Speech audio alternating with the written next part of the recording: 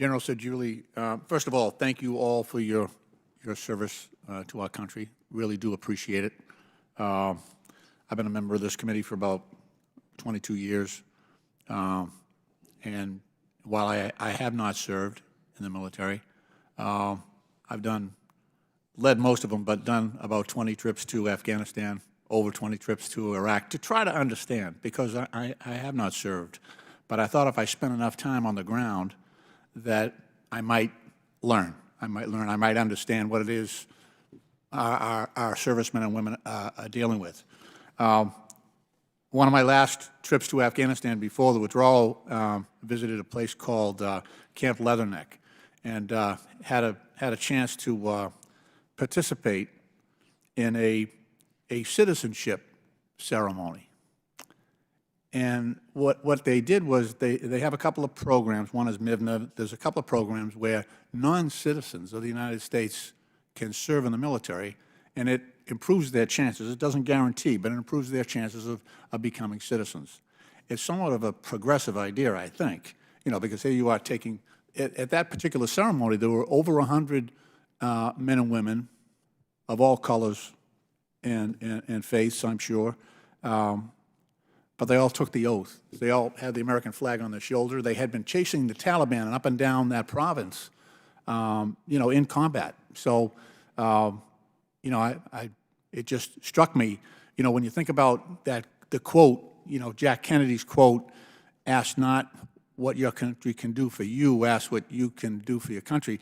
It seemed like this group, anyway, this group of young men and women in uniform, they wanted to be U.S. citizens for all the right reasons, And I actually think that, having spent time with a couple of those rifle platoons, that sort of that experience, and some of them, they were in mixed units, so it wasn't just all one group, but a lot of native-born American citizen soldiers serving right beside them. There seemed to be high levels of camaraderie in a really dangerous environment. So they were pretty tight, as far as I could see. And General Sedguli, even though that's somewhat of a progressive idea, is that something that you think promotes strength in the military, or is that a progressive idea that you think might deteriorate in the long term, because they were non-citizens up to that point? Immigrants in our military has been one of our great strengths, one of our great superpowers. We spoke over 100 languages in World War I.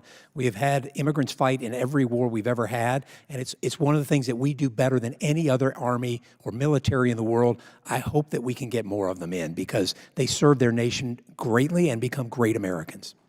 Mr. Loheimer? Thank you. On its face, I don't disagree with that. It doesn't necessarily mean that they'll perform in any given job they're put in. That's true for any American, and it's true of anyone that joins in uniform. Yeah. Thank you. Mr. Tebow?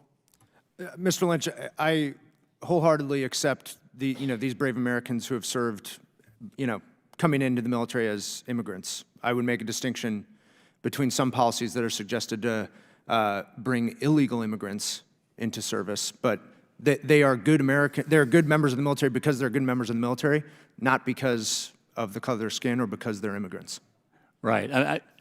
I should have added, there is a requirement. I had talked to the officers in charge. There is a requirement that they have sort of a clean bill of health, that they can't, they can't join the military to escape, justice or anything like that. So, but that's all I got, Mr. Chairman. I'll yield back. Thank you.